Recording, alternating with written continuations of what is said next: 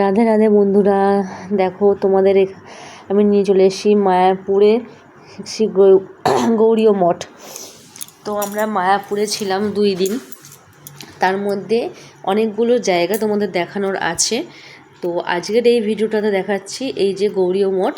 এখানে দেখো যেহেতু দোল পূর্ণিমা আসছে না, তার জন্য খুব সুন্দর করে সাজিয়েছে। আর এটা হচ্ছে সমাধি ভবন। তো সমাধি ভবনের ভেতরটা খুবই খুবই খুবই সুন্দর। খুব সকালবেলা যেহেতু গেছিলাম, ভিডিও করতে পেরেছি ভিতরটাতে, কারণ হচ্ছে এখানে সমস্ত মন্দিরে, মায়াপুরের প্রত্যেকটা মন্দিরে কিন্তু ভিডিও করা অ্যালাউ নেই, ফোনে ফটো তোলাও অ্যালাউ নেই। তো আমি তোমাদের ভিতরটা দেখাচ্ছি, ভিতরে কি সুন্দর করে সাজিয়েছে দেখো। এবারে চলে যাচ্ছে আস্তে আস্তে সমাধি ভবনের ভিতরে। এখানে এসে মনটা না পুরো শান্তিতে ভরে গেছে। আর ওপরের কারুকার্যটা দেখো, এটা দেখে তো পুরো আমি মুগ্ধ হয়ে গেছি। আমি এরকম কাজ আগে কোনোদিনও দেখিনি। তো মায়াপুরে এসে সত্যি মনে একটা আলাদা তৃপ্তি এসেছে। আর এই দেখো দরজাগুলো দেখো, কাঠের পুরো কাজ করা, বড় বড় দরজা, বিশাল বিশাল দরজা। আর এখানে এসে চরণামৃত পেয়েছি সকালবেলা, তারপরে ফল প্রসাদ পেয়েছি। তো ভীষণ ভালো দিনটা শুরু হয়েছে সকাল থেকে। এদিকে দেখো পিছনটা কি সুন্দর একটা গার্ডেন করা আছে।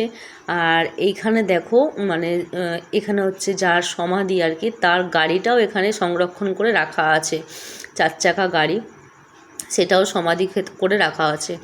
আর এই পুরো ভিতরটা দেখো তোমাদের আমি দেখিয়ে দিচ্ছি।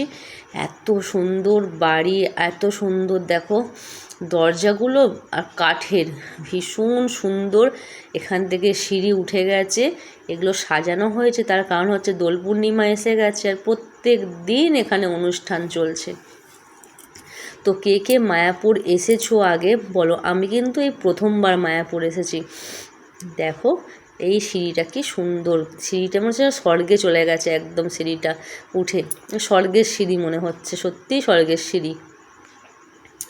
দেখো ভীষণ সুন্দর ভেতরটা। আর সকালবেলায় এলে তো মন পুরো ভরে যায়, মনে একটা আলাদা তৃপ্তি আসে। এখানে দেখো সবাই প্রসাদ নিচ্ছিল, আমরাও নিয়েছি প্রসাদ।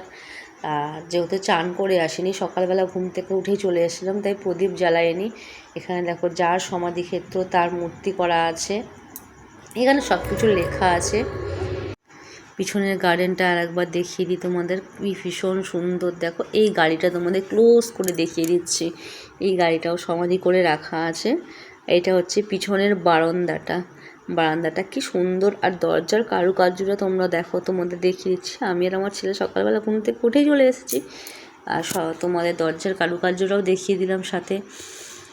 তো কেমন লাগলো বন্ধুরা তোমরা অবশ্যই জানাও। আশা করি অনেকেই মায়াপুরে এসেছো, তাও আমার এই ফার্স্ট টাইম, যেহেতু আমার ভীষণ ভীষণ ভীষণ ভালো লেগেছে।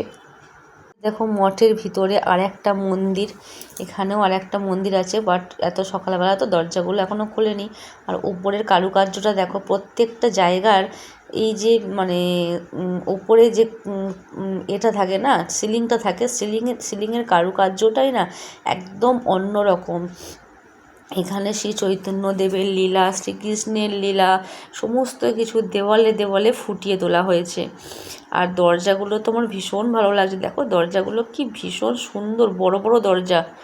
আর এদিকে দেখো সমস্ত কিছু এইখানে মানে কৃষ্ণের সমস্ত জন্ম বৃত্তান্ত, বিভিন্ন জিনিস এখানে তুলে ধরা হয়েছে, এখানে খোদাই করে তৈরি করেছে।